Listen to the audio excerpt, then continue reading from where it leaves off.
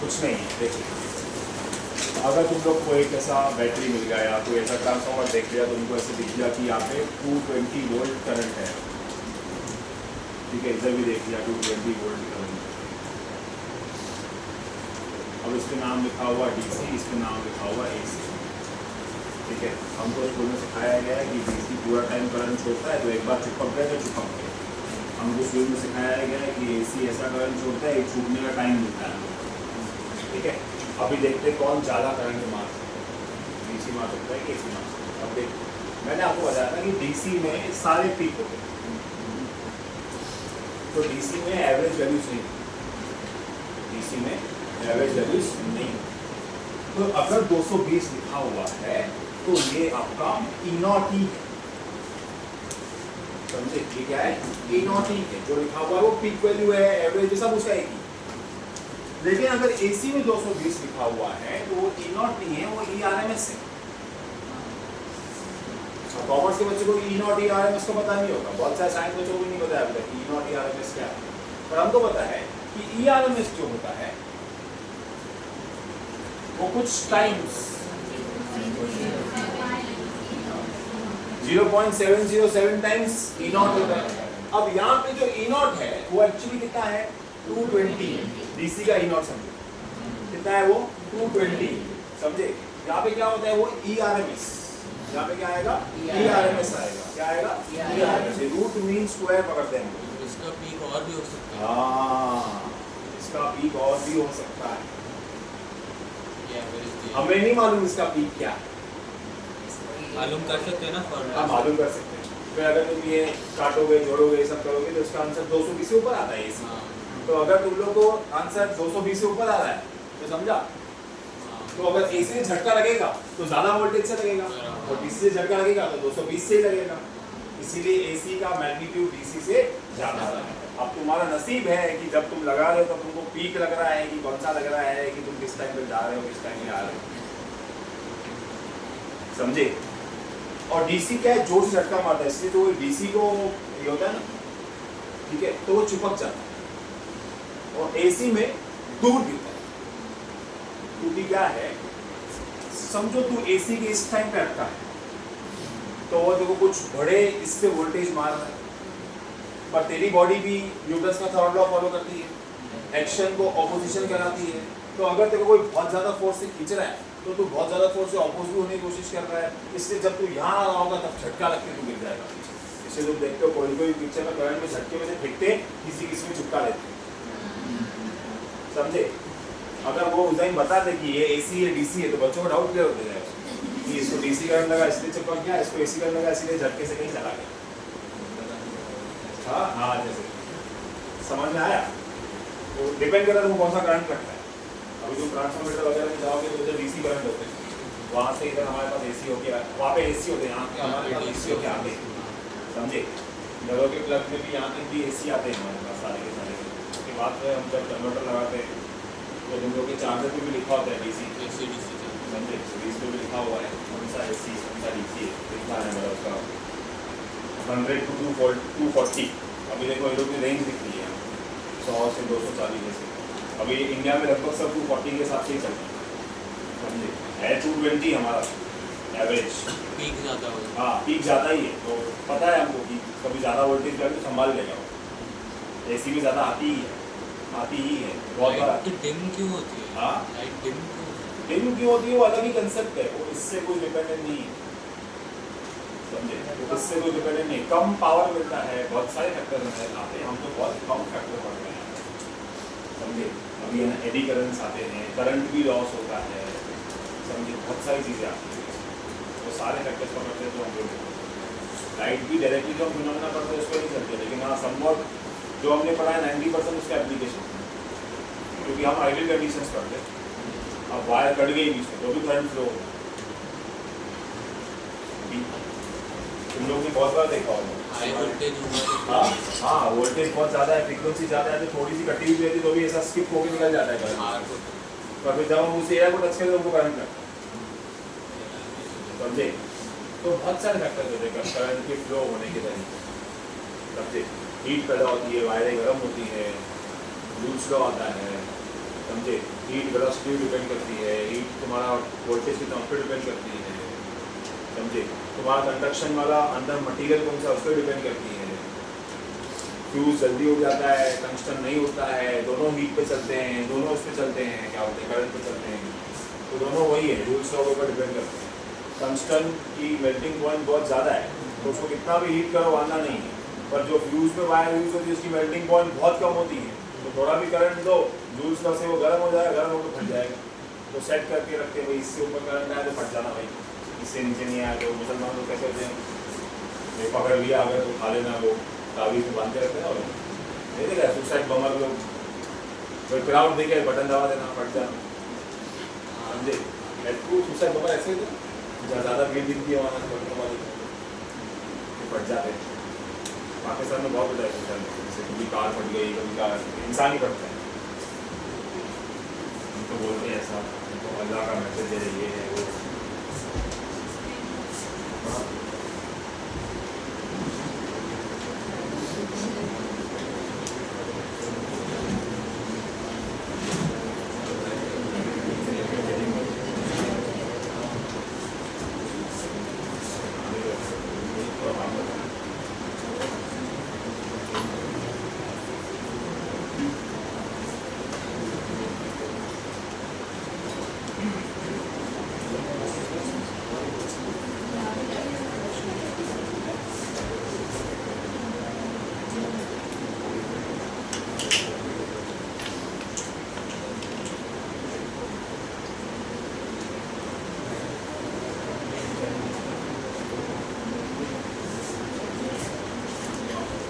Sir इसके लिए micro fibre अरे हाँ, वो सुबह को ये नहीं आया था, चाबी नहीं थी मेरे पास, और पेंसिल से लिखा था, तो मैंने गलती से पेंसिल की वो साइड से लिखा था, थोड़े मार्क्स हो गए,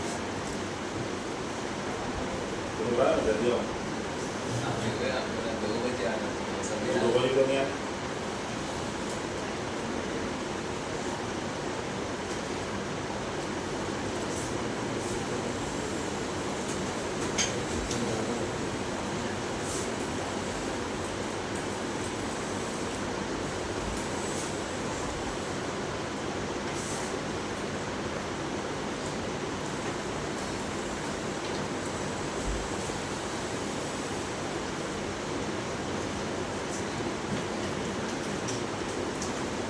पैरेलल में भी पढ़ना पड़ेगा।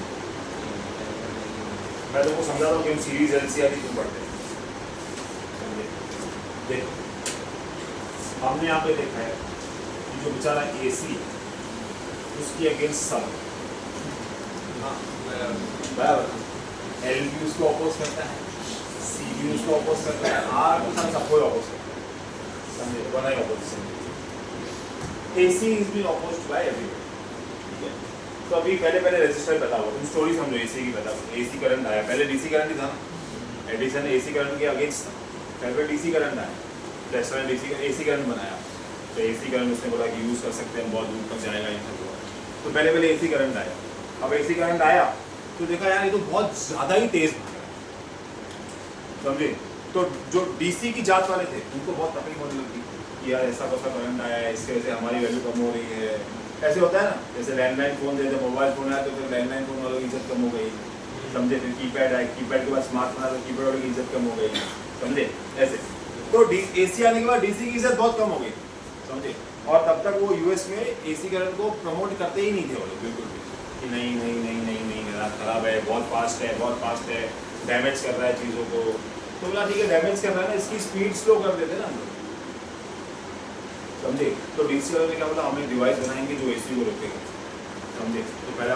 डिवाइस बनाया उन्होंने रजिस्टर, समझे, एक रजिस्टर नाम का डिवाइस बनाया, तो रोक, अब एसी बोला ठीक है दीदी क्या होगा, कितना रोकेगा तो मुझे, मैं देखो क्रॉस कर दूँगा, समझे, थोड़ा टाइम उन्होंने रजिस्टर लगाया, तो 4 रजिस्टर सीरीज में लगाए, रेजिस्टेंस बढ़ा दिया, 10 रेजिस्टेंस सीरीज में लगाए, रेजिस्टेंस और बढ़ा दिया, समझे, लेकिन बहुत और डिवाइसेस हैं, समझे, पहले क्या था, जो पहले के डिवाइसेस थे वो सिर्फ डीसी पे चलते थे, सिर्फ डीसी पे चलते, इस पे चलते थे डीसी, तो अभी क्या हुआ, जैसे ही सब डिवाइस डीसी पे चल रहे हैं, तो डीसी वाले ने बोला भाई सब डिवाइसेस मेरे पे काम करते हैं, तू डिवाइस तक तो आ जाए, मैं यहाँ डिवाइस के बाद में रजिस्टर लगा दूंगा, मैं तेरे को यहाँ कम करूँ, मेरे फील्ड में आ, मैं तेरे को वहाँ रोकूँ। बोला ठीक है। अब वो डीसी के बनाए हुए रजिस्टर को तो ऑपोज नहीं ओवरकम नहीं कर पाएंगे, क्योंकि उनको पता है कि उनकी लिमिटेशन कि रजिस्टर आ गया तो उनको अपोजिशन मिलेगी ही मिलेगी, वो कुछ भी नहीं कर पाएंगे। समझे? जैसे एक और एग्जाम्पल, एआई ने रोबोट्स बना लिए, रोबोट ने टीचर को रिप्लेस कर लिया, टीचर इधर ही बैठा है, रोबोट अपनी लिमिट नहीं क्रॉस कर सकता, मैं बटन बंद कर दूंगा। समझे? कंट्रोल तो मेरे हाथ में है ना, तो करंट का कंट्रोल तो डीसी के हाथ में ही था और किसी के हाथ में भी नहीं था, तो रजिस्टर तो उन्होंने लगा दिया। अब एसी वालों ने सोचा अरे यार ये मतलब डीसी बहुत परेशान कर रहे थे, जब देखो रजिस्टर बढ़ा देगा, जब देखो रजिस्टर सीरीज में लगा देगा, मैं क्या करूँ, सब भेज अगेंस्ट। समझे? तो हम एक ऐसा डिवाइस बनाएंगे जो ऐसे फैन लाइट बनाएंगे जो सीधा एसी पे चलेगा, इनको डीसी की जरूरत ही नहीं। अच्छी है। अब तक जो फैन, ट्यूबलाइट, बल्ब थे, बेसिक नेसेसिटी थी, वो सारी की सारी डीसी पे चल रही थी। हम इनकी वर्किंग ही चेंज कर देते हैं, अंदर की बाहर तो हवा ऐसे ही देगा ना, कौन सी हवा एसी डीसी की देता है, हवा तो हवा देता है ना। तो उससे बोला कि ठीक है, हम एक ऐसा फैन बनाएंगे या ऐसा ट्यूबलाइट बनाएंगे जो सीधा एसी पे चले। अभी उधर हमको कोई डीसी कन्वर्टर की रिक्वायरमेंट ही नहीं, जब डीसी कन्वर्टर की रिक्वायरमेंट ही नहीं है, जब डीसी के लोग ही नहीं आएंगे तो रेजिस्टर भी नहीं आएगा, हम फ्री। जबरदस्त है। बनाया फैन, चलाया एसी पे, धड़ धड़ धड़ धड़ घूम रहा है, घूम के पूरा छत में से निकल आ रहा है, कोई रोक टोक करने वाला नहीं। अब एसी वालों को समझा कि डीसी वालों का जो रेजिस्टर डिवाइस है, अगर उसको हमने हमारे तरीके से यूज किया लिमिट में, तो हमारे लिए ही अच्छा है। आया बात समझ? आया? जैसे एग्जाम्पल ले, तुम पैसा कमाने की पढ़ाई कर रहे हो, all you should call is Modi की भाई 10-15 नोट प्रिंट करके देते, ये भी तो कर सकते हैं। पूरा देश एक साथ अमीर हो सकता है अगर वो सबको नोट प्रिंट करके दे देते, वैल्यू कम हो जाएगी मनी की। सब अनकंट्रोल हो जाएंगे। जो फीस तुम्हारे 1.5 लाख की है वो 1 करोड़ की हो जाएगी, क्योंकि पैसा से तो प्रिंट कर रहा है, तो मुझे नहीं आया बात समझ? अनकंट्रोल हो रहा है। एसी को समझ गया कि जो मेरे पावर्स हैं वो बहुत ज्यादा भी खतरनाक हो सकते हैं, तो वो लोग सब डीसी वाले के पास गए, भाई आपने जो रजिस्टर के पीछे दिमाग लगाया हमें भी लगा देते। तो बोला नहीं जाओ जाओ जाओ, तुमने अपना बनाया, जाओ देखो।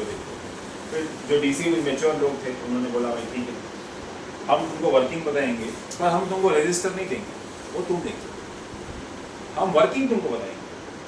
उनकी आपस में मीटिंग हुई, सब बात हुई, और फिर देखा एसी वालों ने बोला ठीक है, हम फैन के लिए कैपेसिटर बनाएंगे। समझे?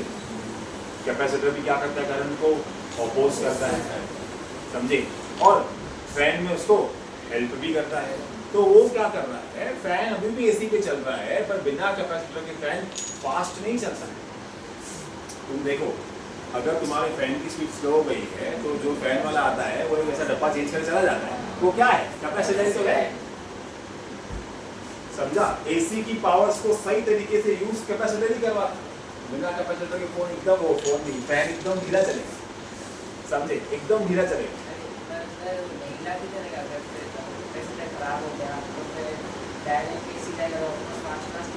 वही बात है ना, डायरेक्ट एसी जब इसमें जा रहा है वो अनकंट्रोल जा रहा है, फैन की कॉइल की उतनी ताकत ही नहीं है कि वो अनकंट्रोल को कंट्रोल कर सके, इसलिए तो कैपेसिटर बीच में आ रहा है, कैसा करंट चाहिए उसको देने का।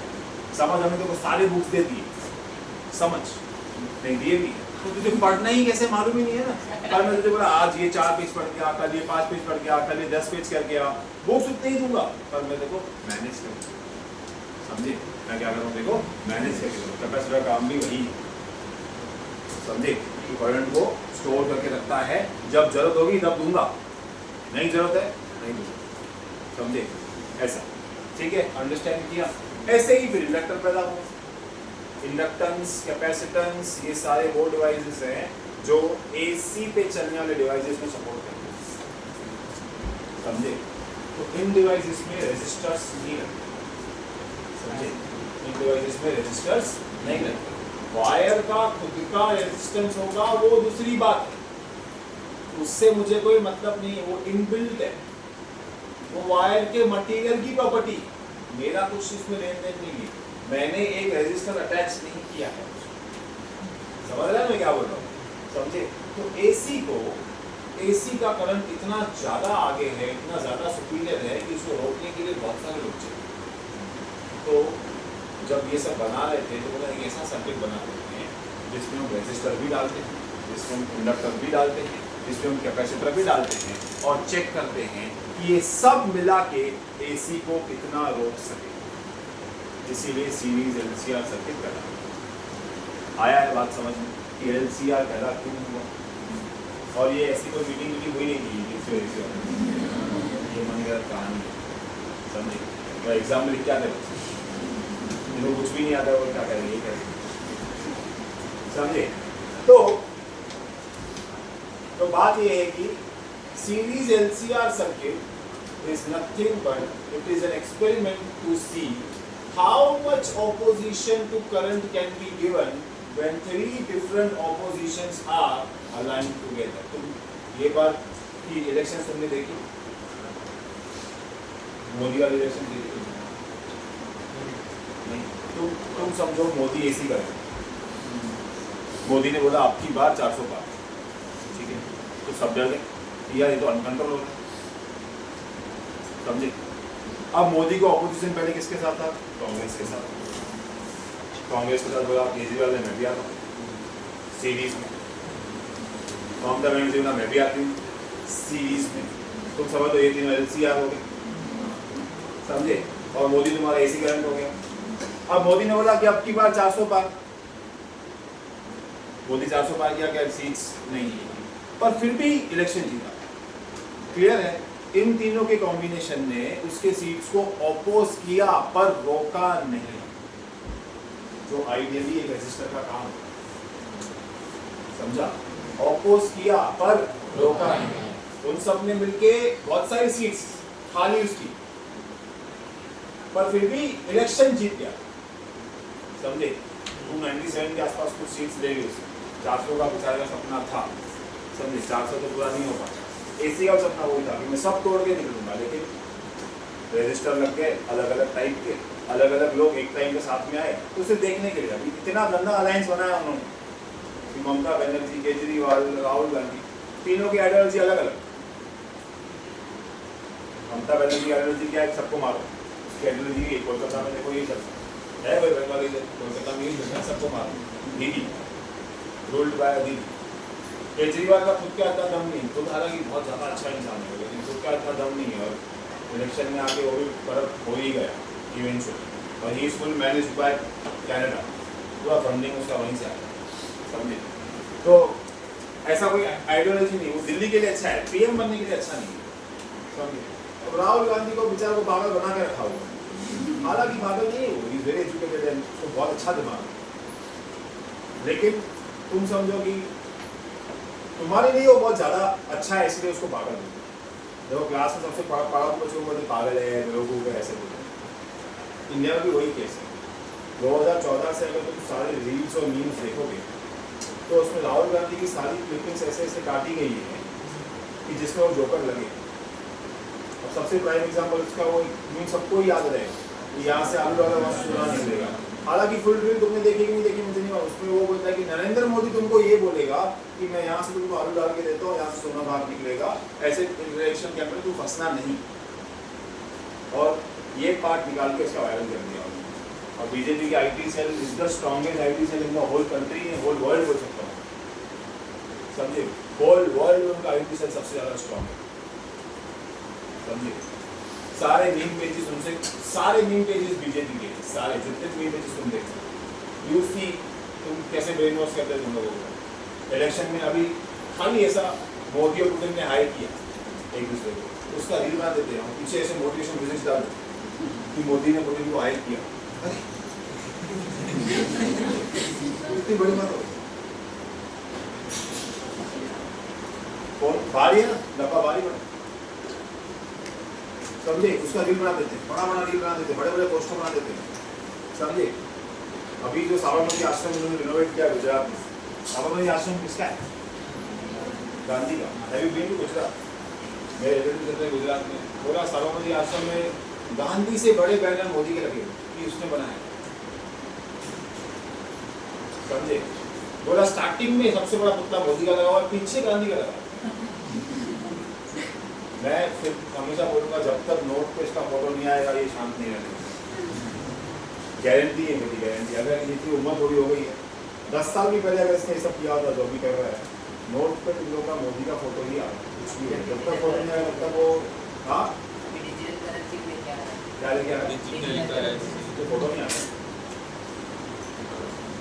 समझे। जब तक वो नोट पे फोटो नहीं लाएगा तब तक उसको चैन नहीं आने वाला है, मेरे को 100% है। यहाँ जब तक तुम सबको बोलेगा मेरा नाम डब्ल्यू चैन नहीं आने वाला। अरे उस दिन एक जीएसटी का फोटो लगवाया था उन्होंने, सब मीम पेजेस में जीएसटी कम की, ठीक है। अब एक मतलब कितने लोग अनपढ़ हैं मैं समझ सकता हूँ कमेंट सेक्शन में। अब जीएसटी कम की तो तुम्हें कंपेयर क्या करना चाहिए, current rates versus old GST rates. Of course उन्होंने समझ रहा था जीएसटी के अभी के रेट वर्सेस कांग्रेस टाइम की टैक्स के। ये मतलब ये कौन सी बात हो गई, तुमने खुद जीएसटी लाई, तुमने खुद प्राइस बढ़ाया, तुमने खुद कम कर दिया और फिर तुम खुद ही क्रेडिट ले रहे, समझे। तो ऐसा न्यूज़ और ये सब तो टोटली ब्रेन वॉश है, आईटी सेल और ये सब वहाँ पे नहीं जाने का। इंडिया में कोई लीडर ही नहीं है वैसे अभी एज ऑफ नाउ। ये खाली चला के बैठा है, इसका एक आइडियोलॉजी बहुत अच्छा लगता है कि ठीक है वो थोड़ा हिंदुइज्म को प्रमोट कर रहा है, समझे। लेकिन this is not the time to promote Hinduism, this is time to promote humanity. अब अगर तू मर रहा होगा तो डॉक्टर मुस्लिम होगा तो क्या बोलेगा, हाथ में करा। तुझे खून चाहिए रहेगा, ब्लड लॉस हो रहा है, तू क्या ब्लड लॉस चेक करेगा, हिंदू का खून है कि मुसलमान का खून, मुझे मत चाहो। Why should India playing in Pakistan? Boycott कर सकते हैं, क्या हुआ एशिया कप नहीं जीतेंगे, क्या फर्क पड़ेगा। Why is India playing in Pakistan? Because BCCI will at least earn 1,000 crores from today's match, और मतलब प्रॉफिट में। दुबई में होगा, हाँ दुबई में होगा। तो किस पर वोट तो हमारा, व्यूज तो हमारे चैनल्स पे आएंगे सब लोगों को। मीडिया राइट्स तो बीसीसीआई के पास है, प्लेयर्स को भी 100% सबसे ज़्यादा व्यूज आ जाएंगे, देखते सबसे ज़्यादा व्यूज आ जाएंगे, बता दो सबसे ज़्यादा व्यूज आ जाएंगे। अरे तुम पॉलिटिक्स समझते नहीं, तू समझ आज मैंने इसको बहुत ज़्यादा समझ आज मालूम है, ठीक है। इतना ज़्यादा वाला कि सब खून नहीं लगाया, ठीक है। इसके पेरेंट्स वजह से रिवॉल्ट करने आया, अब मैंने किया गलत है क्योंकि मारना आता चाहिए, खून नहीं निकले, बस सबूत घर पे नहीं जाना चाहिए, समझे। सबूत नहीं घर पे जाना चाहिए, बाकी मारो बिंदा, जितना मारने का मारो, ठीक है। अब मैंने उसको बहुत मारा, सबूत घर पे क्या किया, इसको खून निकले, सूज मिल गई, आँख आगे नशा हो गया, तकलीफ हो गया, बस। अब मैं क्या करूँगा, समझे। मैं क्या हुआ, अपने 6 साल बच्चों को बोलूँगा, अरे तुम लोग ना मेरे आगे बोलना चालू करो, तो यहाँ सर ने गलत किया, सर गलत किया। मैं मेरी मम्मी को भी बोलूँगा ऐसे बोलना चालू करो, मासी को भी बोलूँगा, तरुणा को बोलूँगा, रिया को बोलूँगा, सब जो भी मेरे साथ थे उनको पहले मैं बोलूँगा तुम मेरे आगे बोलना चालू करो, ऐसे हवा फैलाओ थोड़ी सी, तो उसका पेरेंट्स समझेगा हाँ भाई बहुत सारे लोग मेरे साथ, समझे। ऐसे बात ठंडी हो जाएगी, तो हाँ ठीक है सब बोल रहे हैं, सब बोल रहे हैं, बोलूँगा हाँ यार ठीक है हो गया, अभी क्या, अभी क्या करना है, हो गई ना बात ठंडी। सब लोग बॉयकॉट कौन कर रहे हैं, ये मीम पेज से बॉयकॉट कर रहे हैं, सब लोग डाल रहे हैं कि वी विल नॉट, ये तो एक पोस्ट डाल के चुटकी हो गए। वैसे कोई इंडिया मैच जीते तो एक ही जन 100 पोस्ट डाल रहे हैं, एक ही पोस्ट क्यों डाल रहे हैं, डाले 150 पोस्ट। मोदी का फोटो क्यों नहीं डाल रहे, हर जगह मोदी का फोटो, एस पी भी डाल रहे हैं मोदी का फोटो, जयशा का फोटो क्यों नहीं डाल रहे, अमित शाह का फोटो क्यों नहीं डाल रहे, सब प्रोपेगेंडा ड्रिवन है, जितना तुम उसके अंदर जाओगे उतना फंसोगे। करप्ट कांग्रेस भी है, करप्ट सब पार्टी है। खाली ऐसा है कि सब लोग बोल रहे हैं हम रास्ते बनवाएंगे, भले 3 साल बाद बना, पर बनवाओ। भले वादा जो किया अभी नहीं, 3 साल बाद, 4 साल बाद पूरा करो, खाओ जितना कमाने का कमाओ, कोई नहीं रोक सकता तुम लोगों को। एटलीस्ट हमारा तो भला करो। वो बाहर जाओ, जिस कंट्री में टैक्स 0 है वो कंट्रीज ने डेवलप करके पड़े हैं। इधर इतनी जितना हम कमाते हैं 70% टैक्स में देते हैं, 70%, फिर भी हमें डेवलपमेंट 0। आज 40% टैक्स हो गई बाइक्स पे, अगर तुम मोटर हाई एंड मोटरसाइकिल्स लोगे मैंने कहा तुम लाख रुपए की बाइक लेगा तो देखो उसके ऊपर 50,000 का टैक्स भरना पड़ेगा, तेरी गाड़ी 1,50,000 की हो जाएगी, तो उसको जो तू सामान लेगा उस पर टैक्स भरना पड़ेगा। जितना मैन्युफैक्चर नहीं कमाता उतना अपनी गवर्नमेंट कमाती है, समझे। प्रोपोनेंट ड्रिवन है सब, इसमें मत ही फंसो तो बेटर है। सेंसिबल और एजुकेटेड इंसान इसमें नहीं फंसता, समझे। और टारगेट ही पता है 71% इंडिया की वो थोड़ी बेवकूफ़ है कि राम का नाम ले लो सब पागल हो जाएंगे। अच्छा 2016 के पहले, सब 16 नहीं 20 के पहले, 18 19 20 के पहले तुमने सबने महाकाल सुना होगा, अभी सुना 4-5 साल अपने स्कूल डेज में, आपके स्कूल डेज में जब तुम 4th 5th 6th 7th में थे, कभी कभी तुमने महाकाल का नाम सुना था? नहीं सुना। मैं 2018 में महाकाल गया था। महाकाल काल तुमने क्या सुना? महाकुंभ, महाकाल, उज्जैन, तो महाकाल का मतलब 2018 में उज्जैन गया था। मतलब मैं इतना फ्रीली घूम रहा था, रश ही नहीं थी। सुबह की आरती, शाम की आरती, मंदिर में बैठे, मंदिर में फोटोग्राफर थे, हमारे फोटोज निकाल रहे थे बैठे। Cut to today, last year मेरा फ्रेंड क्या बोला, पैर रखने की जगह नहीं। ये कभी हुआ है, सब इंस्टाग्राम के बाद में। धार्मिक प्लेसेस को मोदी गवर्नमेंट ने बहुत ऊपर चढ़ाया है, रील्स बना के। लोग क्या है, बिजी रहेंगे। राम मंदिर पे इतना क्रिएट किया, तुम अयोध्या जाओ तो रहता उसके बाद सब कोस रहे हैं मोदी को, सबके घर तोड़ दिए राम मंदिर के लिए, उसको घर नहीं दिया है। मेरी सिस्टर जाके बोला सिर्फ राम मंदिर से लेके थोड़ा उसका लॉबी रास्ता है, उसके पहले पूरा ऐसा तो हमको पहाड़ चल के जाना पड़ेगा। नो डेवलपमेंट, पीछे साइड वही मटन मच्छी बिक रहे हैं, सब हो रहा है, सब हो रहा है उधर, कुछ भी ऐसा नहीं है कि डेवलपमेंट हुआ है, सिर्फ वो राम मंदिर की डेवलप की गई है। तो ये तो ढोंगी हो गया।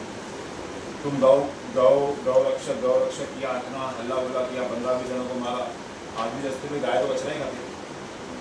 उल्लास में एक भी गाय का शेल्टर बनाओ गौशाला के। ये तो गौशाला जो है ये सब ये खुद से करते हैं, जो भी NGOs हैं खुद का पैसा डालते हैं। सिंधी लोग जो भी डाल रहे हैं, कोई महाराष्ट्र, कोई मारवाड़ी है, कोई कर रहा है, खुद का पैसा डाल रहे हैं।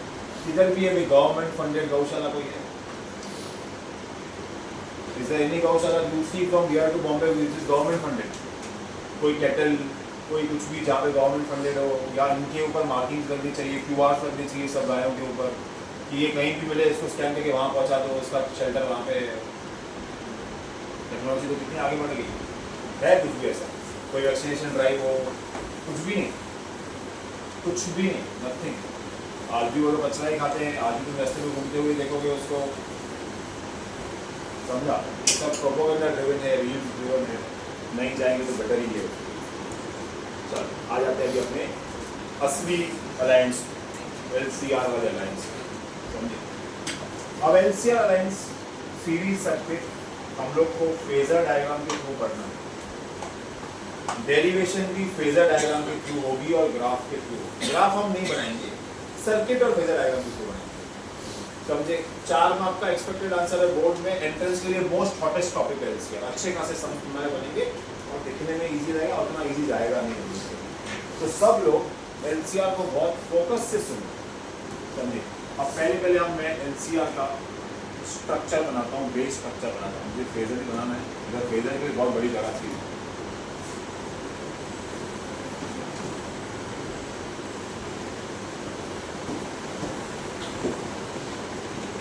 चलो LCR, इंडक्टर, कैपेसिटर, रेजिस्टर बनाऊंगा अभी ऐसे।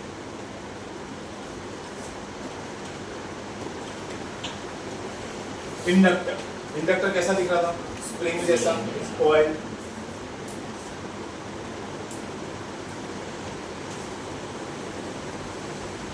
इंडक्टर, कैपेसिटर और रेजिस्टर।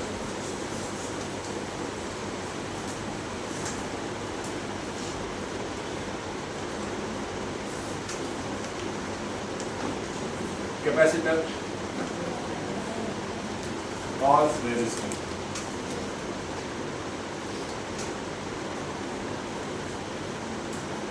ठीक है।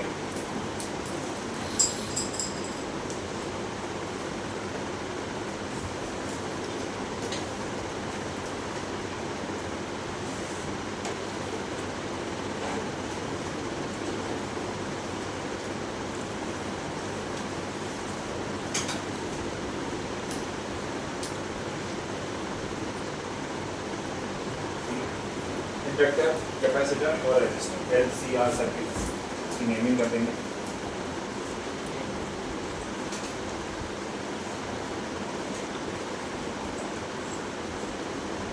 चलो अब मुझे तुम लोग रीड करो।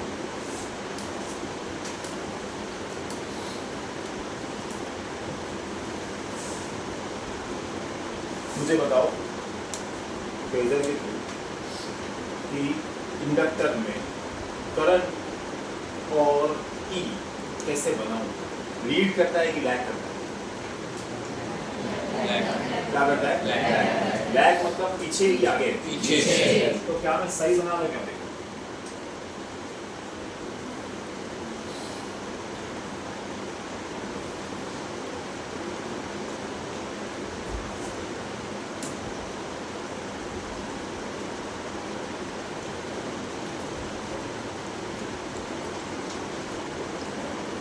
कौन लीड और लैग होता है?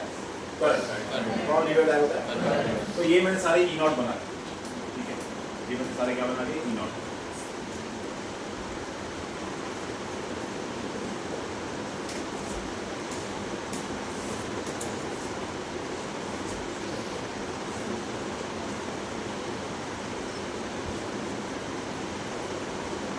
चलो इंडक्टर में करंट कैसा है? लीड की लैग? लैग। बताओ लीड है कि लैग है? बाय लाइन से कैसे बनाना चाहिए? इसमें कैसे बनाना चाहिए? इसमें कैसे बनाना चाहिए? कोई फेज डिफरेंस आ गया इसमें? ठीक है, तो साथ में ही चलेगा। मैग्नीट्यूड का नहीं बड़ा। तो जो तुमने पॉइंट अभी याद दिलवाई,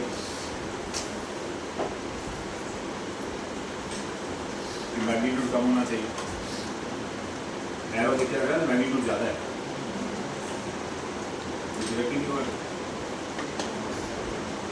टॉप या बॉटम डाल? उसको बॉटम पे डालो। बॉटम का ऑप्शन नहीं है, नहीं टॉप ही है, ठीक है? इंग्लिश से भी होगा।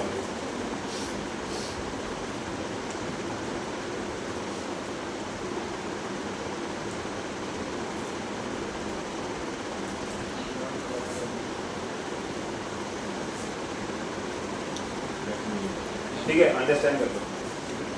तो बताएं पहले आपको जब एलसीआर चालू करोगे तो बताओगे कि एलसीआर क्यों यूज होता है। एलसीआर यूज होता है कि तीनों का कॉम्बिनेशन मिलके एसी को कैसे ऑपोज करेगा वो चेक करने के लिए।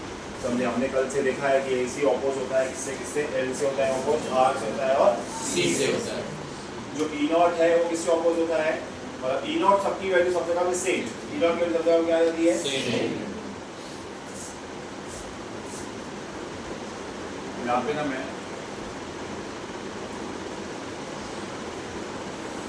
सबके अपने अपने ई दे देता हूँ, सो मेरे को आगे कैलकुलेशन में थोड़ा इजी पड़े।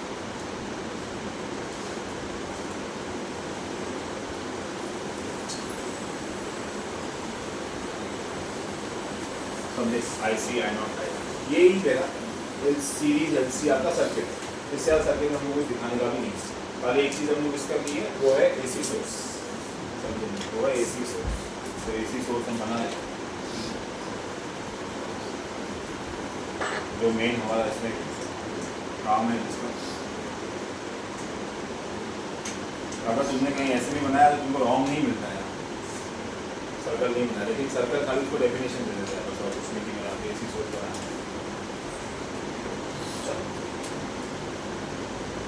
अब क्या करना है मुझे? इन तीनों का रिजल्ट एक फेजर में मार्क, तो इन तीनों का रिजल्ट मुझे एक फेजर में मार्क करना है। तो मैं पहले एक फेजर बनाता हूँ, कैसे मार्क करना है वो तुम लोग देखो।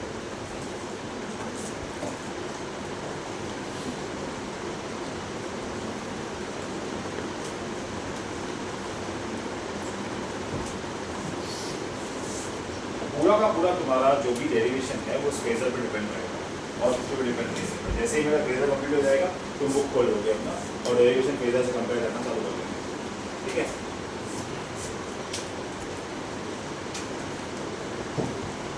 थोड़ा ज़्यादा अच्छे से ध्यान देंगे, कुछ पॉइंट्स और अच्छे से ध्यान देंगे। सबसे पहले इसमें तुमको क्या लगता है सबसे इजीएस्ट कौन सा है? हाँ वेरी गुड, कौन सा इजीएस्ट सबसे? हाँ चलो, तो मैं क्या करता हूँ, आर को अपना रेफरेंस लेना,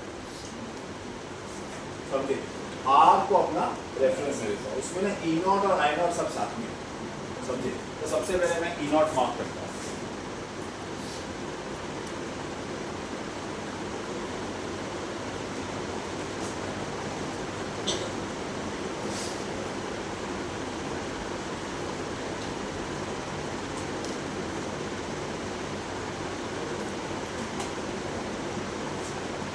बोला यूज ब्लूटूथ सिलेक्ट,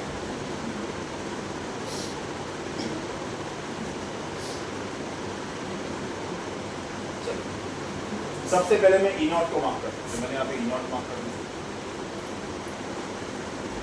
बराबर। सबसे पहले मैं ई नॉट को मार्क करता हूँ। अब मैं ई नॉट के आई को मार्क करूँगा, ई नॉट का आई कहाँ मार्क करूँगा बताओ? वो एक्स एक्सिस पे मार्क करूँगा, बात समझ में आ रही है? ई नॉट सारों के सेम, सबका ई नॉट एक ही है, सबका ई नॉट जो है वो है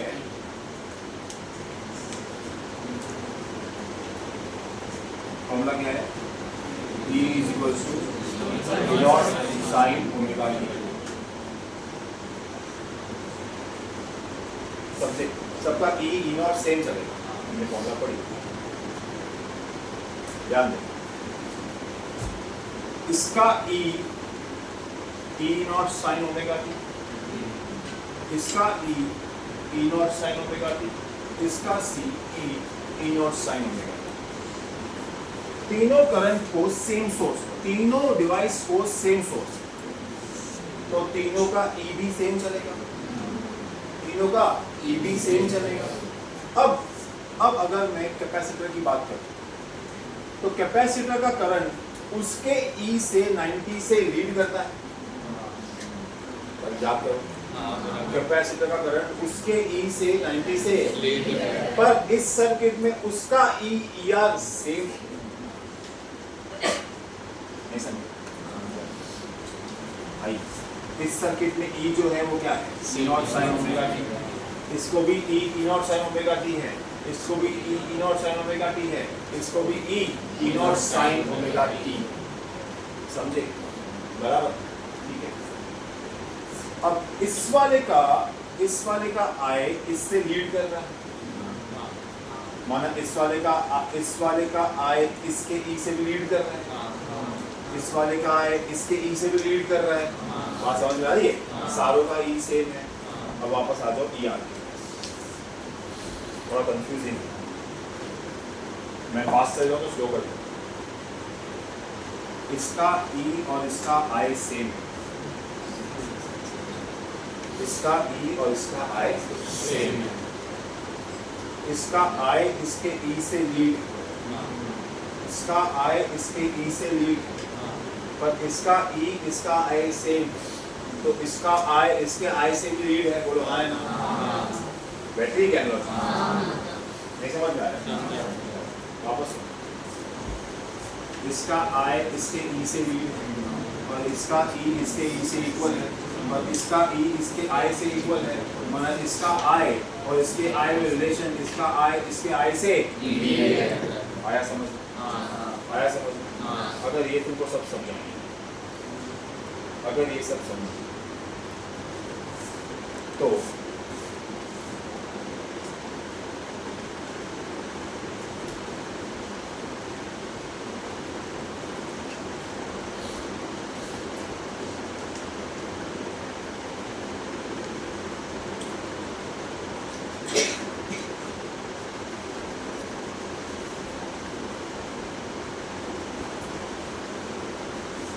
मुझे बताओ, जो मैंने ग्रीन कलर लाइन बनाई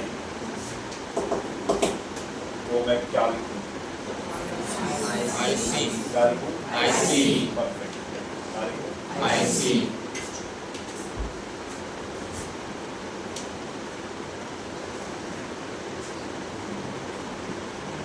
Can you help me if I want to write EC?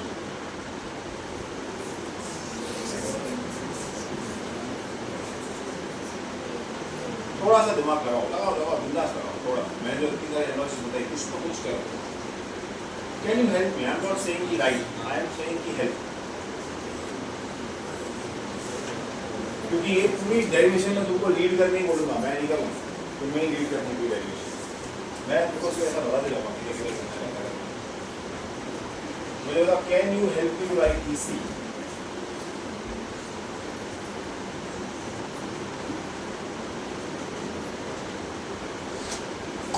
बताओ बताओ मेरे को EC क्यों लिखने का, कुछ क्यों लिखने का? IC into XC. IC into XC. IC into XC एक अच्छा ऑप्शन है. एक अच्छा ऑप्शन है.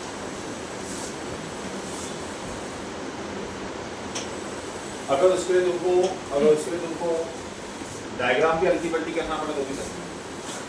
उसके लिए रेफरेंस तुम्हारे पास ये है.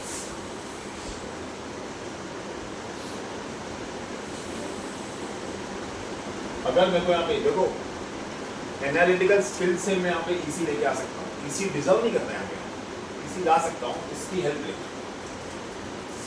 सबसे इंपॉर्टेंट है मेरे लिए आज, इसलिए दोनों सर्किट और फेजर दोनों बहुत ज्यादा इंपॉर्टेंट है.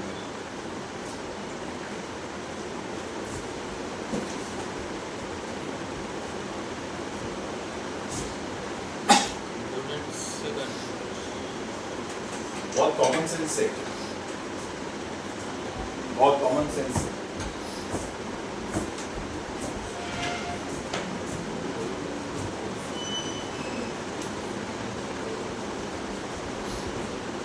मैं कल से तुमको लीड लैग पूछ रहा हूँ और मैं बार बार तुमको पूछ रहा हूँ क्या किसको लीड कर रहा है, वही मैं तुमको पूछ रहा हूँ. तुम देखो मैं कल से तुमको पूछ रहा हूँ, मैं तुमको रेडी करता हूँ. चलो ठीक है देखो, चलो ठीक है देखो, मैं क्या कर सकता हूँ बताए. अगर मुझे वहां पे इसी लगा है, देख दो तरीके. एक तो मैं सारा डायग्राम आई में करूँ,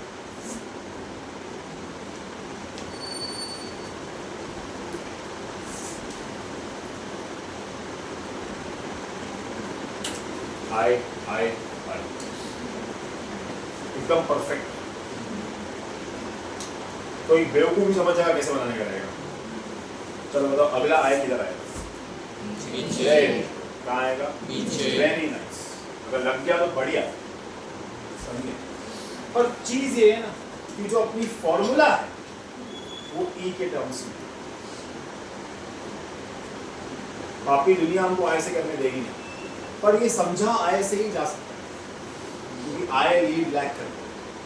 अब तुम ध्यान लगाओ, ध्यान रखो, तुम्हारा ना माइंड खाली फर्स्ट क्वाड्रेंट में ही चलता है. अब मैं तुम्हारा माइंड कैसे चेंज करता हूँ, मैं ना पूरी गेम इसके पास.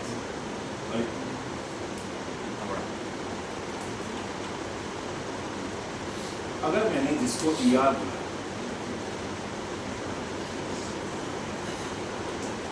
मैं उसको IR बोला और इसको ER बोला, मैग्नीट्यूड में चेंज करूंगा, करता हूं मैं मैग्नीट्यूड याद करो.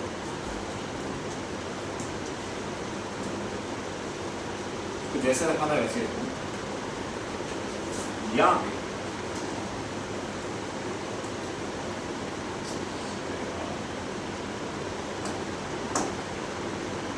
क्या करूंगा अभी इसका? तो हटाओ तो मेरा पूरा सस्पेंस ही गुम हो गया यार. कोई ऑप्शन नहीं था कोई और नहीं. रेंज छोटा करके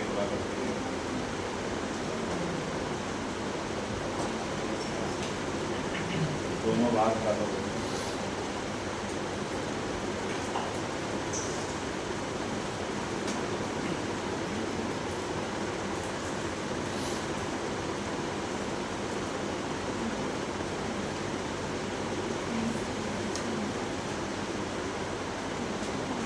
बारह कलर ढूंढना पड़ेगा जहाँ मिटाया था.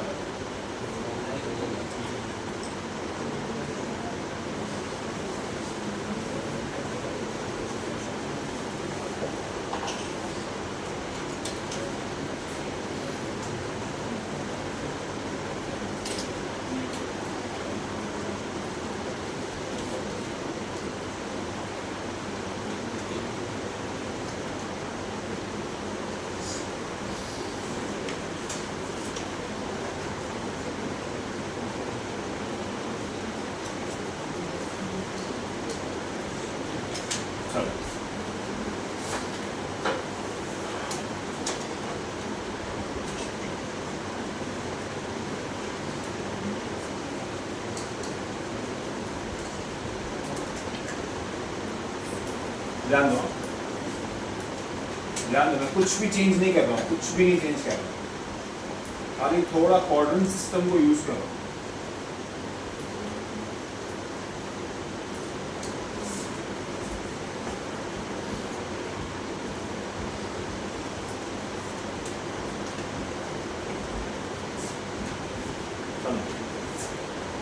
ये सी है, ये चेंज नहीं होगा। ऐसा नहीं कि मैं यहाँ पे एल लगाऊंगा, नहीं करूँगा, तो तुमको सोचने पे लगाऊंगा। ये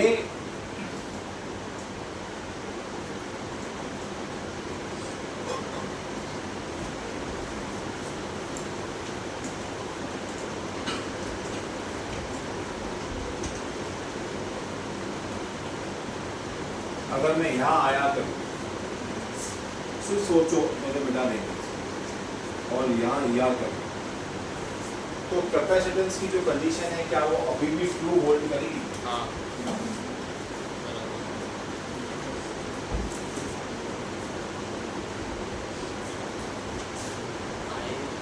यार लिखा तो गलत नहीं होता था, दोनों जगह आ रहा है।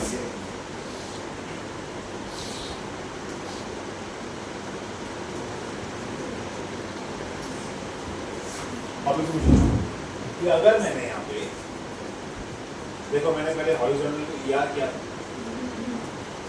और ऊपर आईसी किया, अब मैंने आईसी हॉरिजॉन्टल कर दिया है, ईसी नीचे कर दिया। अब तुम क्वाड्रेंट सिस्टम से बाहर निकल के देखो, क्या अभी तक मैं कैपेसिटर की कंडीशन को ट्रू रख रहा हूँ? क्या still the current is leading voltage bye 90? 100% is leading. Anti clockwise बढ़ रहा है अभी भी। समझा मैं क्या बोल रहा हूँ? नहीं समझा? देखो, समझने की बात बहुत सिंपल है।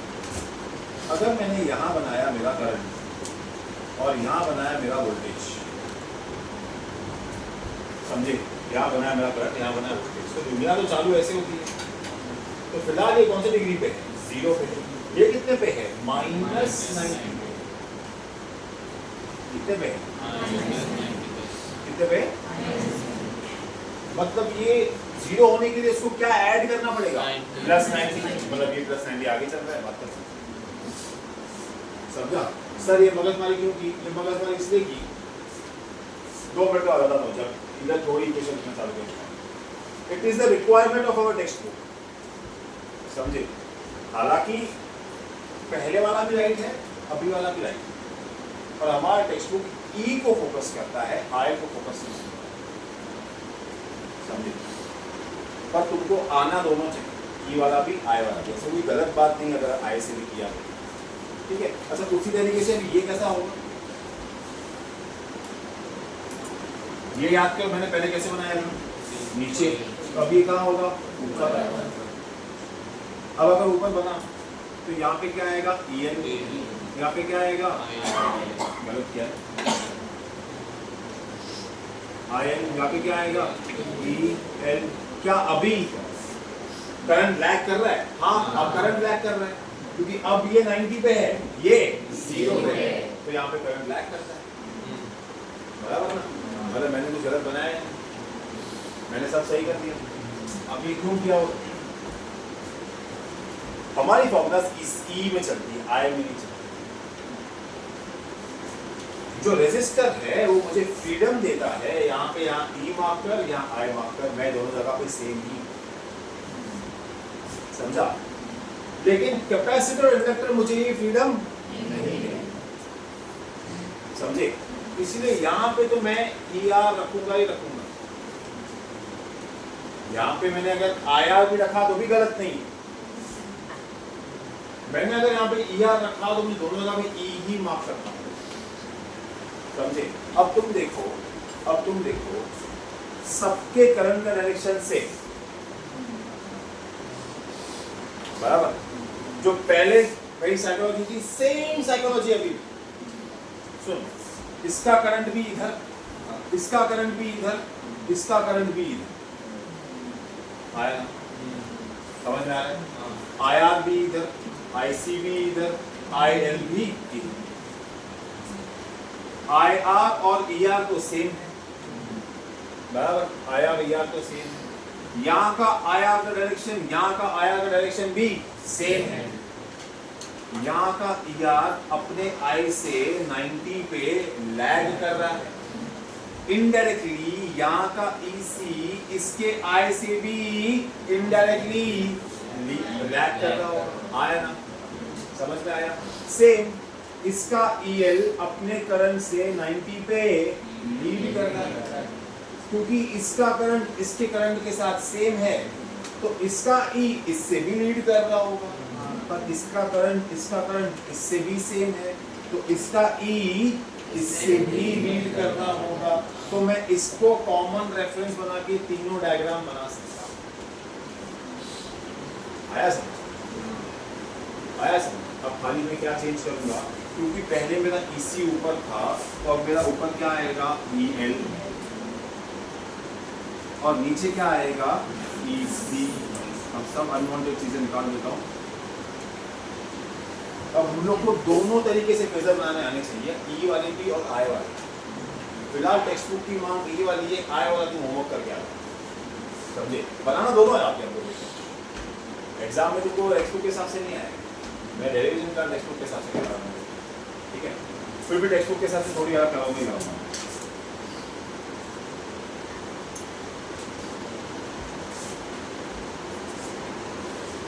EL,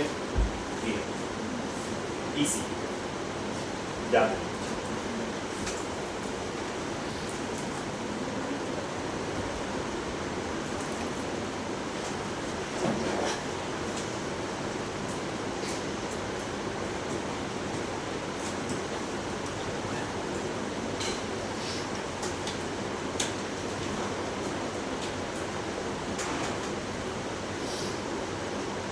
So, looking at these three colors and these three diagrams, what can you conclude?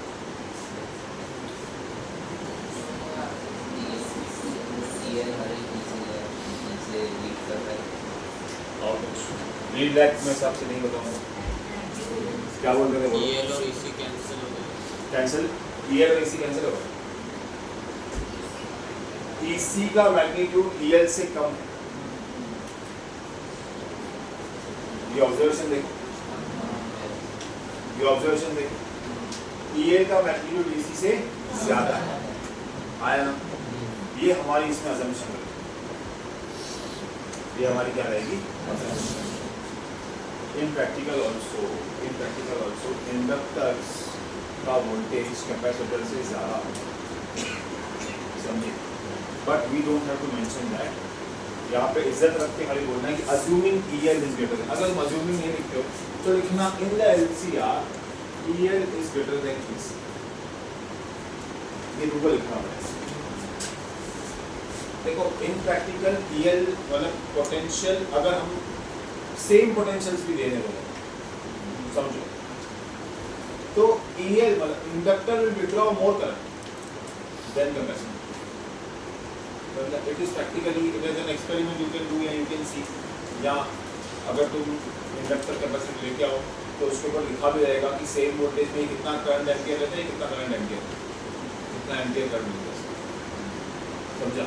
अब उन सब चीज़ों को हम यहाँ पे इंक्लूड नहीं कर सकते, तो टेक्स्ट बुक में लिखते थे अज्यूमिंग। मैं बच्चों को बोलता हूँ सिंस लिख के आओ, अज्यूम भी मत लिख के आओ। अज्यूम थोड़ा सा मुझे सही नहीं लगता,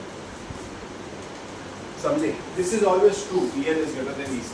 हाँ, you can always make a capacitor more powerful than inductor, but conditions अगर सेम रखी, पोटेंशियल डिफरेंस सेम दिए, तो inductor will draw more current than capacitor, समझे? ठीक है, inductor will draw more current than capacitor. अगर तुमको चाहिए तो तुम वापस पीछे चले जाओ, इनकी फॉर्मूला से, फॉर्मूला से तुम ये निकाल सकते हो। E की फॉर्मूला, EL की फॉर्मूला क्या है, मतलब इंडक्टर की फॉर्मूला क्या थी होगा, इंडक्टिव कैपेसिटेंस की फॉर्मूला क्या थी?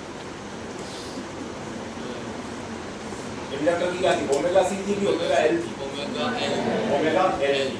क्या थी? Omega L। उसकी क्या थी? 1 by ओमेगा C। क्या थी उसकी? ये किसकी फॉर्मूला से निकाली थी? I किसकी फॉर्मूला से निकाली? अभी इसको E के टर्म्स में देखो, E is equal to IR होता है, बराबर? IXC, IXL, बराबर? ठीक है, और इसमें IXC क्या बन जाएगा? 1 by, और XL तो वही रहेगा, तो मल्टीप्लाई करके उसका आंसर ज्यादा आएगा, डिवाइड करके इसका आंसर कम भी आएगा। पर ये सब चीजें इधर लिखने की जरूरत नहीं, ये सब चीजें इधर लिखने की जरूरत नहीं। आया बात समझ? आया? अज्यूमिंग नहीं लिखना, इधर लिखा हुआ है अज्यूमिंग नहीं लिखना। अज्यूमिंग इज एन अंडरस्टेटमेंट, मतलब सही नहीं लग रहा है अज्यूमिंग। ये लिखो सिंस लिख के मेरी गारंटी। अब देखो क्या होगा,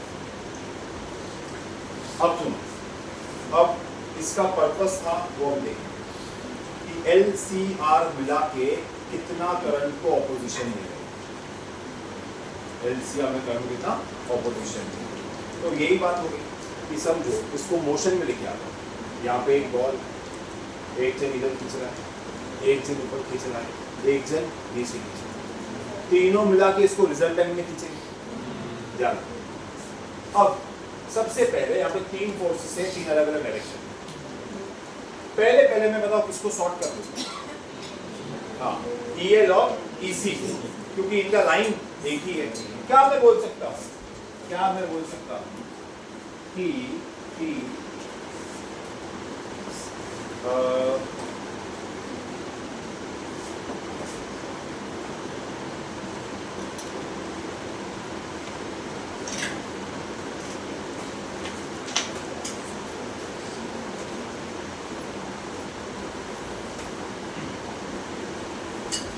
ये पिंक कलर EL और EC का रिजल्टेंट है, बोल सकता हूँ मैं, बराबर ना?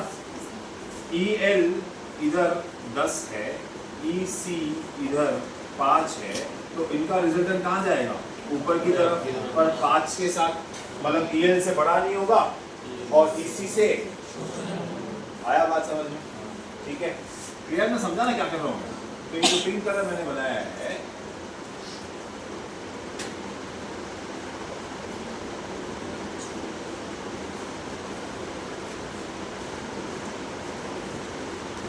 EL minus EC। अब फाइनली जो मैं रिजल्टेंट निकालूंगा वो EL माइनस EC और ER के बीच में निकालूंगा, समझे? वो EL माइनस EC और ER के बीच में निकालूंगा, वो LCR का पीक EMF होगा, दैट इज E0। जैसे L का E0 था, C का E0 है, R का E0 है, तो LCR का भी E0 होना जरूरी है, समझे? और LCR का E0 तीनों E's का रिजल्टेंट होगा। क्या होगा? तीनों E का रिजल्टेंट होगा। मतलब अभी ये 90 डिग्री पे है, तो वो एग्जैक्टली कहां से निकलेगा? बीच से निकलेगा, बराबर ना? वो एग्जैक्टली कहां से निकलेगा? बीच से। तो ये बनाओ E0 में LCR का E0।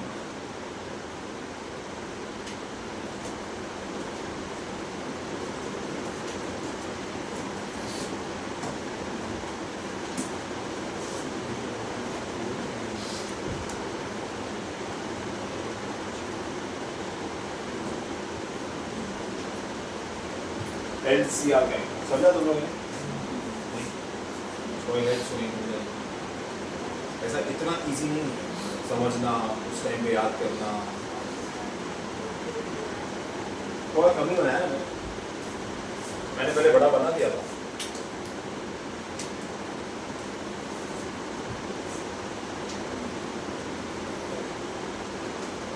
ठीक है, आया समझ में? E0 कैसे आया? पहले हमने ER मार्क किया, फिर हमने EL मार्क किया, फिर हमने EC मार्क किया। Since EL is greater than EC, तो उनका रिजल्टेंट कहाँ गया? ऊपर की तरफ गया। रिजल्टेंट ऊपर की तरफ गया, तो इन दोनों का रिजल्टेंट वर्सेस ER किया, उन दोनों का रिजल्टेंट निकला बीच से, और ये जो बीच का एंगल निकला रहेगा ये बनेगा तुम्हारा ओमेगा E। याद है? फेजर डायग्राम आया समझ में? क्या है? अभी तुम ध्यान दो। अब मैं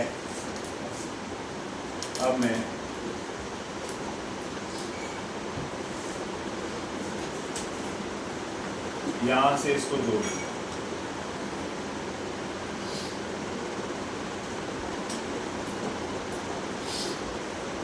यहां से इसको जोड़ दो।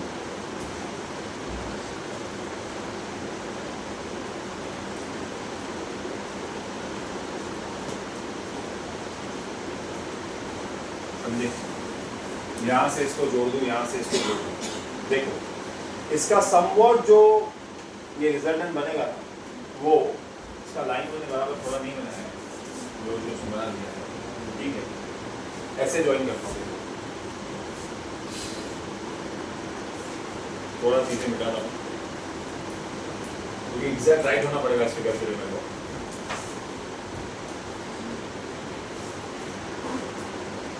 मुझे नहीं पता ये कहाँ तक बनता है, फिलहाल मुझे नहीं पता ये कहाँ तक बनता है, मैं ऐसा अज्यूम कर रहा हूँ, मुझे नहीं पता ये कहाँ तक बनता है, पर फिर मैं ऐसे बोल रहा हूँ कि इसका जो लिमिट है वो मुझे मालूम है। इसका लिमिट है कि ये इसके बाद नहीं जाएगा और मैच नहीं होगा ना यार, वो मैच कराना होगा या और ये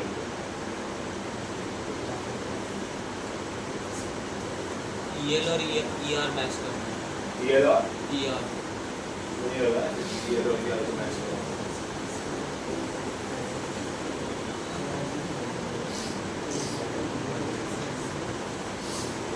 तो मार्किंग नहीं है, ये क्या मार्किंग है?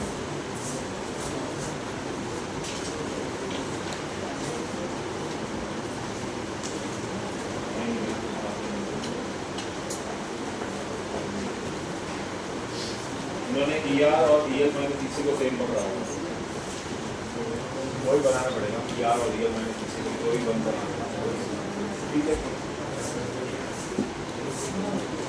मैं ER को थोड़ा कम कर देता हूँ,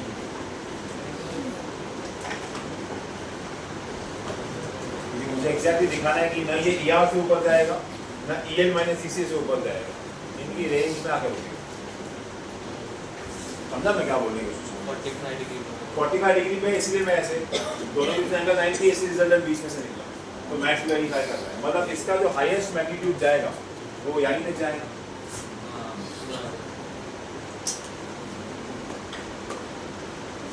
समझा? जो इसका हाईएस्ट मैग्नीट्यूड जाएगा वो यहीं तक जाएगा। समझ में आया मैं क्या किया? समझ में आया क्यों किया?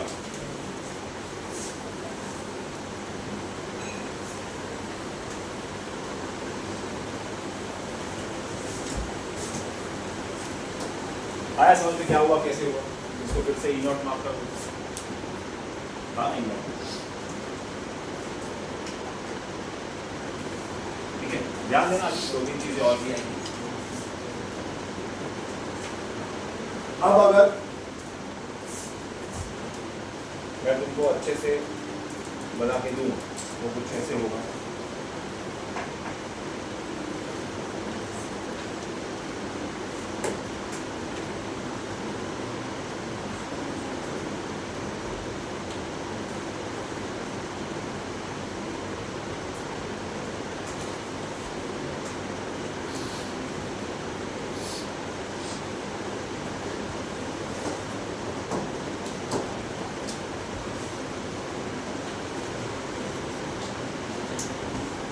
इसको हम बोलेंगे ER,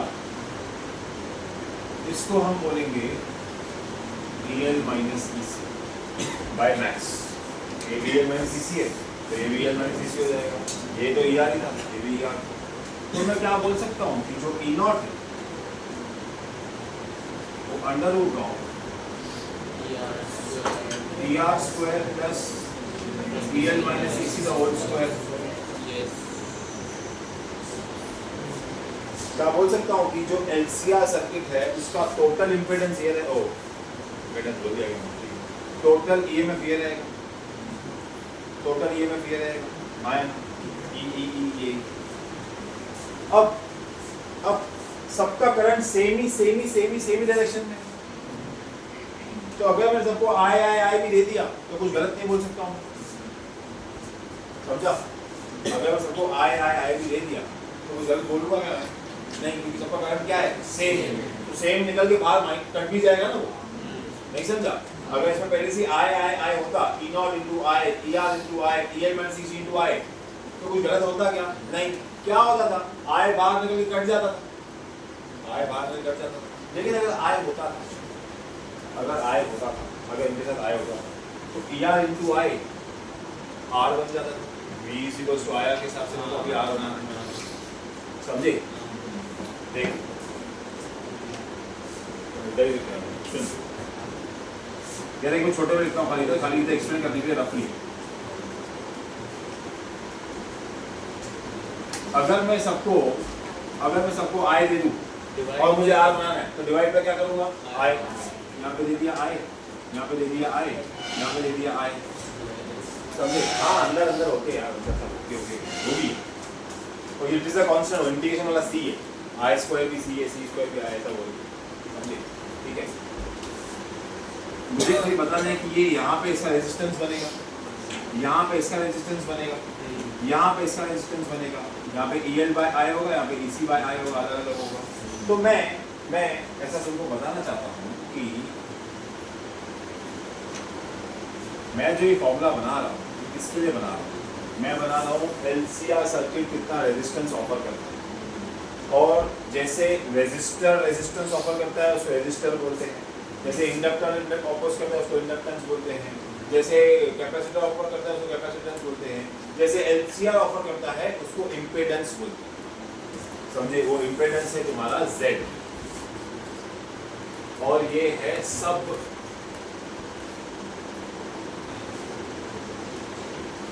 ये है तुम्हारे, यहाँ पे इसका रेजिस्टेंस आएगा, यहाँ पे इसका रेजिस्टेंस आएगा, यहाँ पे इसका रेजिस्टेंस आएगा। फॉर्मूला बनेगी Z = R² plus XL² minus XC²। ये फॉर्मूला बनेगा। समझे? अब तुम लोग अपने टेक्स्ट बुक खोलो और मेरे फेजर को देखो, अपना डायग्राम देखो, डायरेक्शन देखो, 4 लाइन में खत्म हो जाता है।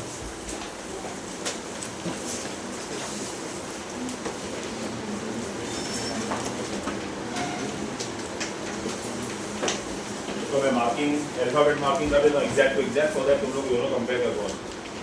यहाँ हो डायग्राम मेरा ही व्यू करना।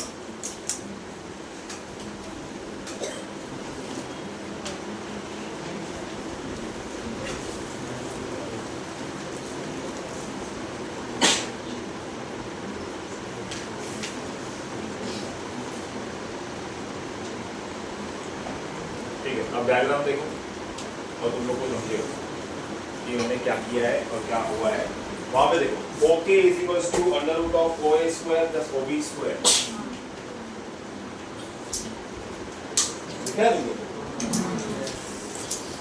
देखा तुमको? इक्वेशन वहां से देखो, डायग्राम यहाँ से देखो। समझे?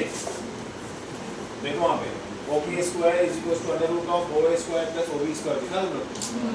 ठीक है, चलो अब देखो OA को उन्होंने लिखा है ER का स्क्वायर, क्योंकि OA वही है। अब वहाँ पे OA मार्क करो, देखो ER किया ना मैंने OA को, ऑरेंज कलर में देखो डायग्राम में।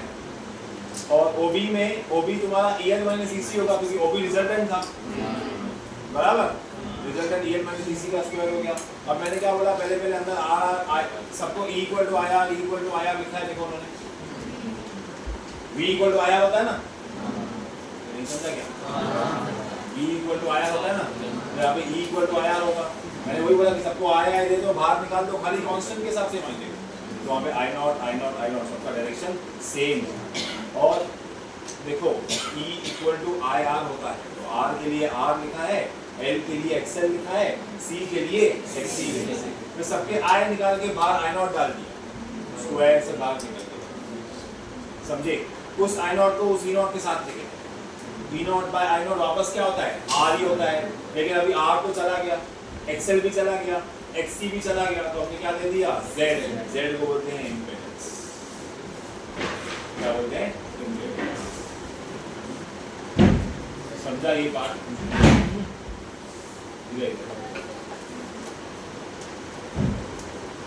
समझा वो बात? पक्का? कोई डाउट देखो, हल्का सा भी कोई डाउट तो पूछो। इसका यूनिट भी ओमी के बहुत से हाँ ओम इनवर्स नहीं है, ओम मिलेगा, एडमिटेंस होगा।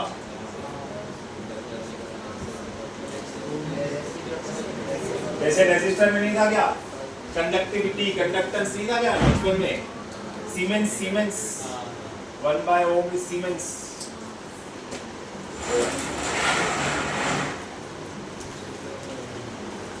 सारे ऑपोजिशन का मतलब होता है इलेक्शन जीतना। सारे ऑपोजिशन का यूनिट एक ही रहेगा वो, समझे? एनालॉजी बना के चलो तो फिजिक्स समझती है, तो नहीं समझती तो बहुत बकवास है, सब तो बहुत ही करना है। करंट, उसका डायरेक्शन, ये सब हम क्यों पढ़े? हम एग्जाम में हमें तो घर में देखना है एंटी क्लॉकवाइज करंट आ रहा है, क्लॉकवाइज करंट आ रहा है। अब तो भाई देखते कि वो पकड़ पकड़ हम लोग कहाँ से चालू करना है, जैसे फैन घूमेगा वैसे। अभी हमने क्या right hand thumb rule use किया क्या उसके?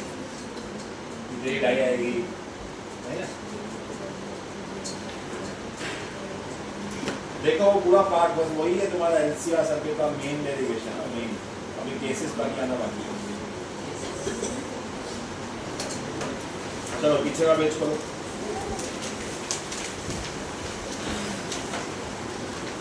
आ जाओ फाई, देखो जहाँ ओमेगा टी मार्क किया है मैंने, वहाँ पे फाई मार्क किया हुआ है। वे डायग्राम में देखो, दिख रहा है? अभी तो वेक्टर्स का रूल, मैग्नीट्यूड तो फाइंड हो गया, एंगल फाइंड करना जरूरी है, बराबर? tan थीटा क्या होता है? Opposite upon adjacent. देखो ए टी अपॉन ओ ए, तो इसने छोटे में कर दिया है ओ बी और ओ ए, ई एल माइनस ई सी अपॉन ई बी। अब ई एल की जगह पे एक्सएल आ जाएगा, ई सी की जगह पे एक्स सी आ जाएगा, ई आर की जगह पे आर आ जाएगा, नीचे फाई की फॉर्मूला बनेगी tan inverse XL minus X C upon R. ये सब तो हमने वेक्टर्स का जब प्रूफ नहीं किया था उसमें भी किया होगा, ये डी है, सेम ही लग रहा नहीं? tan इनवर्स होगा p sin theta plus q upon q cos theta, ऐसे ना फॉर्मूला है, समझे? चलो अब नीचे आओ।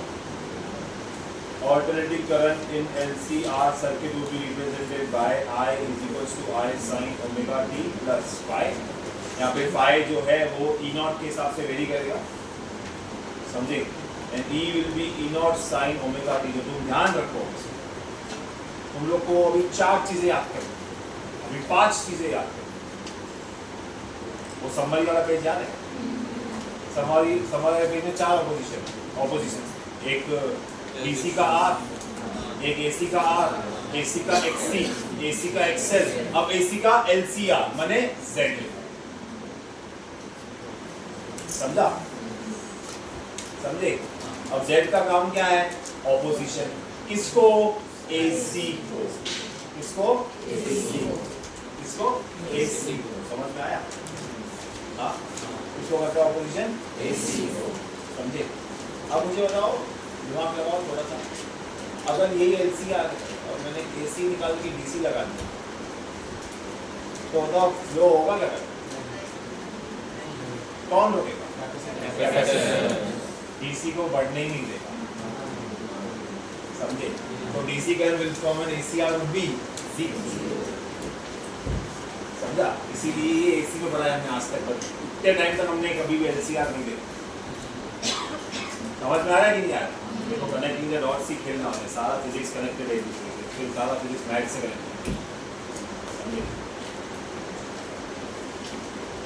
अगर तुमको 50% भी समझ आया तो भी नहीं हुआ, मैं अगर जूम करता हूँ सबको पूरा नहीं समझते हैं, सभी को बता दी, ठीक है? देख लो, अगर एक्सएल और एक्ससी सेम हो गया तो क्या होगा? एक्सएल बड़ा हो गया एक्ससी से तो क्या होगा? tan थीटा पॉजिटिव होगा। एक्सएल एक्ससी से नेगेटिव हो गया तो क्या हो गया? वो पॉसिबल है। तो कौन सा सर्किट बनेगा, कैसा सर्किट बनेगा? ये 3 केस तुमको याद होना चाहिए।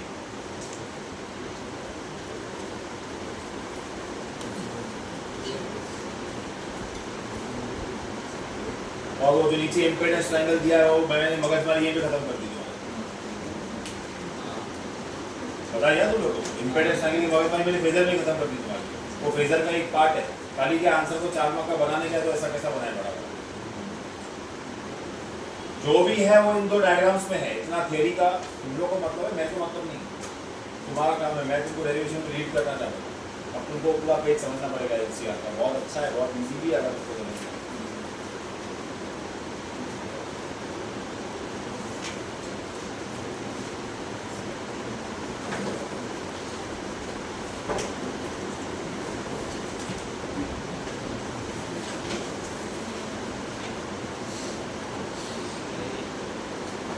आराम से देखो सारे केसेस। तीनों केस देखो, मैं कल बहुत दबा के दूंगा तुम्हारी इसको।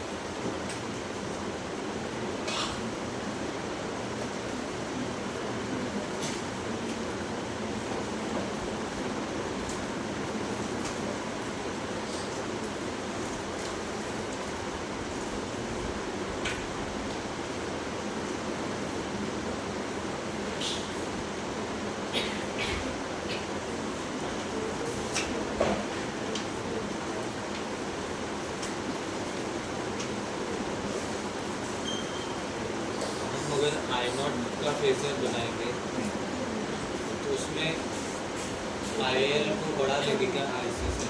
अभी अगर तू आई नॉट का फेजर बनाएगा तो वो आई एल बड़ा, क्या बोलना, आई एल एसी से बड़ा बनाएगा, उसके नीचे आएगा, समझे? तो ऊपर जाने के लिए तुझे वहाँ अज्यूम करना पड़ेगा कि मेरा कैपेसिटर डोमिनेंट सर्किट है, तो कैपेसिटर डोमिनेंट सर्किट में तो आईसी ऊपर बना देगा बड़ा, पहले देखो मैं आईसी दिखा दो, आईसी ऊपर बना देगा, आईएल नीचे बना देगा, रिजल्टेंट ऊपर आएगा, समझे? तो तू खाली देखेगा मेरा capacitor circuit capacitor dominant circuit है, अगर एल ऊपर है तो तेरा इंडक्टर डोमिनेंट सर्किट है, समझे? इसमें लिखा होगा कहीं इंडक्टर डोमिनेंट सर्किट।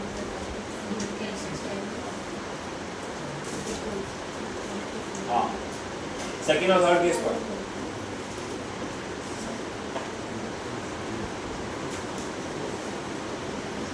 सेकेंड और थर्ड केस पर, ठीक है?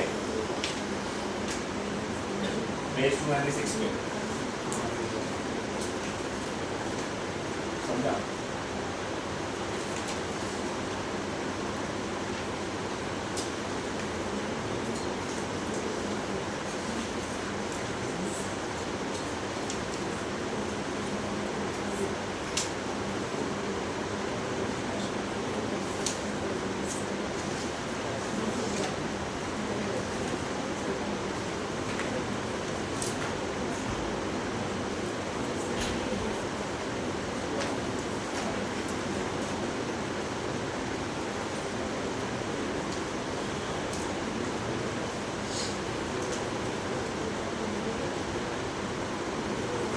ओके,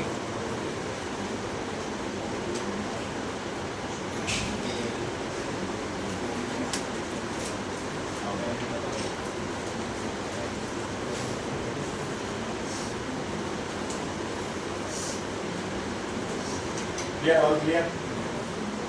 कल चैप्टर खत्म करूँगा, अभी तो बहुत सीधी चीज़ है, ये पावर है, पावर तो एक्चुअली कोई भी कर लेगा, एक्चुअली ऐसे पावर की फॉर्मूला किसको मालूम है क्या होती है? वी आई टी याद है?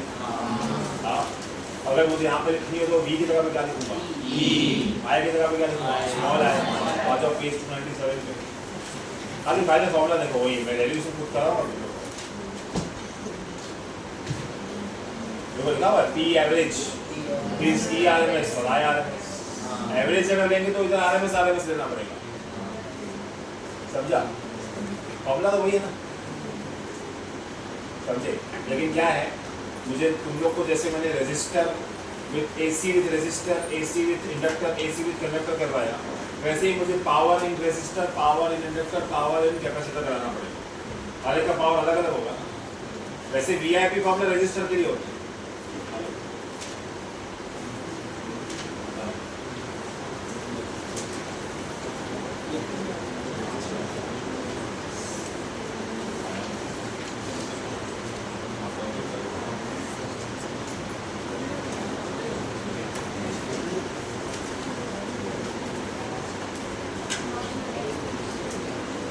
जो वीआईपी फॉर्मूला है वो हमने डीसी के लिए पढ़ी और सिर्फ रेजिस्टर के लिए पढ़ी है, तो अगर एनालॉगस करूंगा तो अभी यहाँ पे कोई रेजिस्टर के लिए आएगी ना, बाकी की थोड़ी आएगी, बाकी के लिए तो अलग अलग बैठेगा ना, वो हम लोग को इंटीग्रेट करके उठाना पड़ता है, वो ईजी है एक्चुअली, डिफिकल्ट नहीं।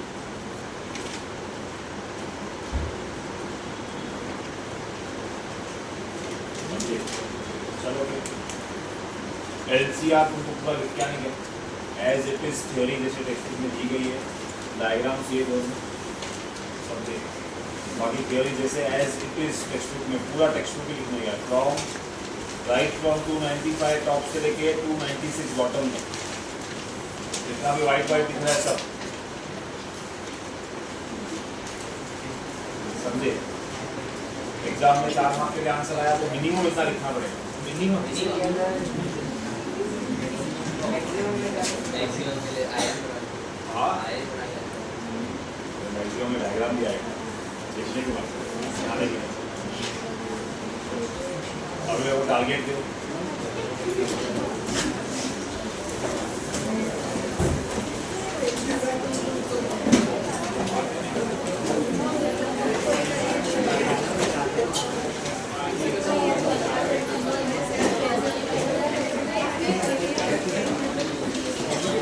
अगर तुमको ये चैप्टर में नहीं समझ आएगा तो खराब है। अगस्त में ही पढ़ना है ये चैप्टर, गारंटी कोई पढ़ा ही नहीं जाएगा।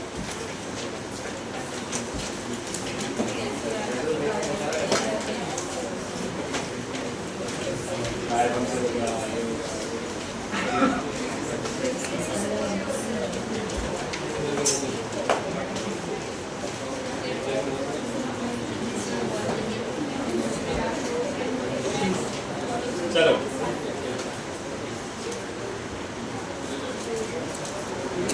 ये सब लिखा होना चाहिए विद क्वेश्चन विद आंसर। देखो एलसीआर 2024 जुलाई 2024 फरवरी दोनों बार आती है।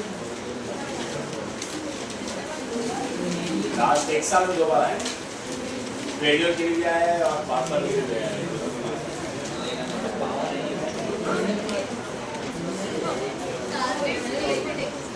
क्या बेटा? टारगेट से एलसीआर टारगेट में से टेक्निक में सेम ही है। हाँ टारगेट है। थोड़ा बहुत अगर कम ज्यादा होता तो फिर टारगेट में अननोन चीजें निकाल देते और कुछ नहीं चलेगा टारगेट से भी। पर टेक्स्ट बुक का अपना मजा है, फील है। चलो आ जाओ तुम लोग पेज 218 पे। Also you have a question there. Why is 220 volt AC more dangerous than 220 volt DC? Write that question.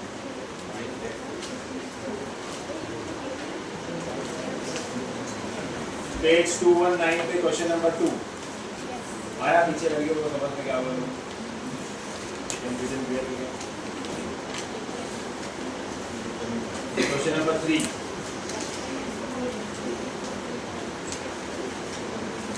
Reading between the lines. So question number 4 के बाद 5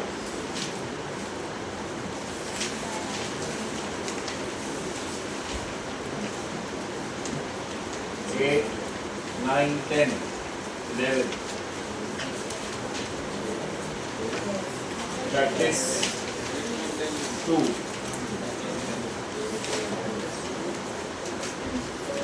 13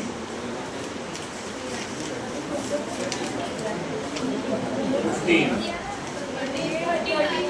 सुनो मैं क्वेश्चंस अगर तुम डेरिवेशन लिखी है तो उसके ऊपर क्वेश्चन चढ़ा दो। एग्जाम में क्वेश्चन कैसे आएगा वो तो मालूम है ना, तुमने आंसर लिखा हुआ है ना, खाली क्वेश्चन चढ़ा दो उसके ऊपर, नोट्स बन जाएंगे तुम्हारे। सिर्फ जो नहीं है वो लिखो, समझे? समझ में आ रहा है? मेरे को बच्चे पूछ लेना क्या बोल रहा हूँ, मैं समझ गया। जो डेरिवेशन ऑलरेडी लिखी हो मत लिखो, पर उसके ऊपर ये क्वेश्चन जो बोर्ड में आएगा वो चढ़ा दो ना। ये क्वेश्चन ऐसे आने वाला है, घुमा फिरा के कुछ क्वेश्चन हो तो मालूम कैसे पड़े, तो खाली क्वेश्चन चढ़ा देना उसके ऊपर, आंसर तो अपने लिखा ही हुआ है, बाकी जो नहीं है वो कर, समझे? तुम्हारा वो भी 10 क्वेश्चन के बाद किया है, इसके पहले भी 2 हो चुके, रीडिंग बिटवीन लाइंस भी हो गया है, एवरेज और वो भी हो गया है ना? क्वेश्चन नंबर 5 भी तो हो गया है ना? सो न्यूमेरिकल से डिफरेंशियल और एक वो क्वेश्चन एसीडीसी वाला 17 18 19 20 21 22 23 24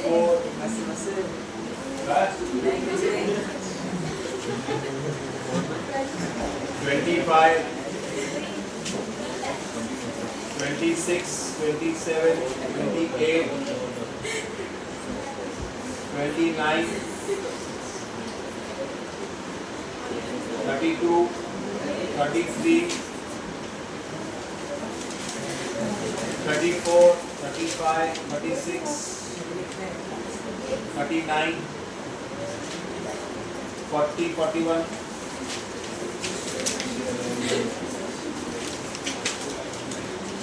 प्रैक्टिस को मिलकर सारे 1, 2, 3, 4 बस।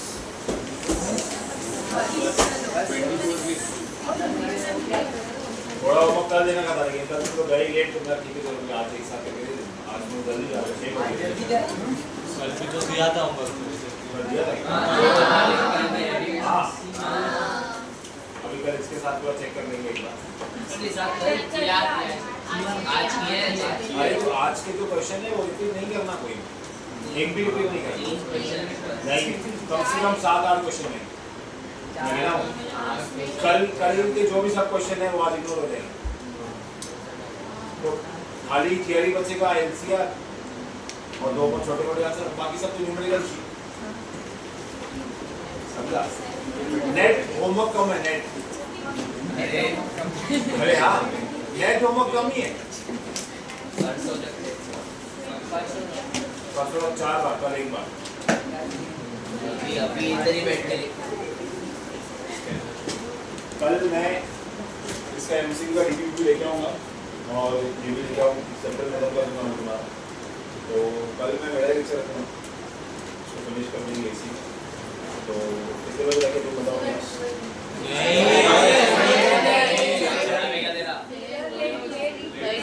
कैसे रखा यही सेट है दो। कोई परेशान भी नहीं करता।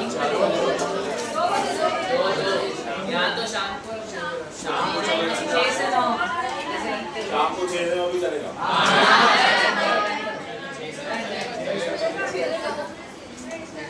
शाम को भी 6 से 9, 6 से 10 चल जाए। अरे 6 से 9 ठीक है ना, 5 से 9 6 से क्या? अरे मैं 10th में लेक्चर होगा ना पहले 4 से 5 तो फिर 5:30 बजे चाय से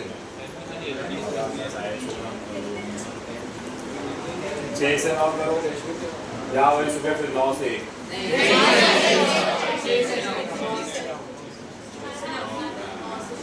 9 से 1 आओगे तो दिन पूरा फ्री हो जाएगा।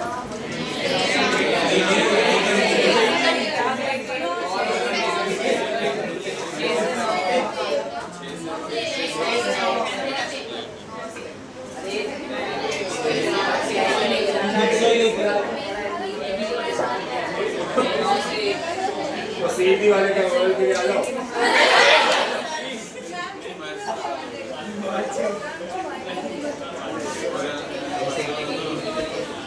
टेकिंग तो है ही तुम्हारे पास।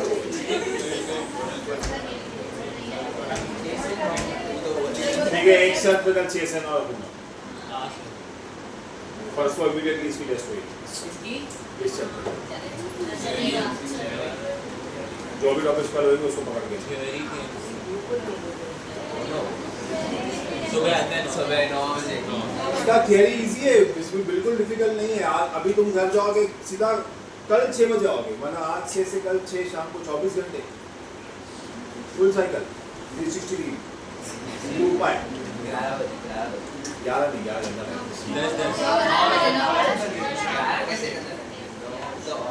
ठीक है। हाँ ये भी अच्छा है, 9 से क्लासेस ले लो, फिर कल 1 से परसों 1 तक तुमको पढ़ने का टाइम मिलेगा। टेस्ट अच्छी हो जाएगी।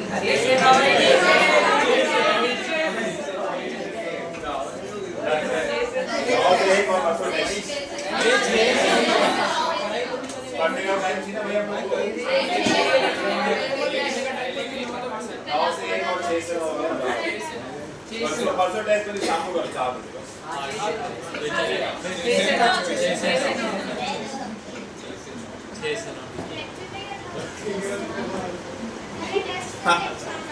क्या बोल रहे? पहले टेस्ट फिर लेक्चर।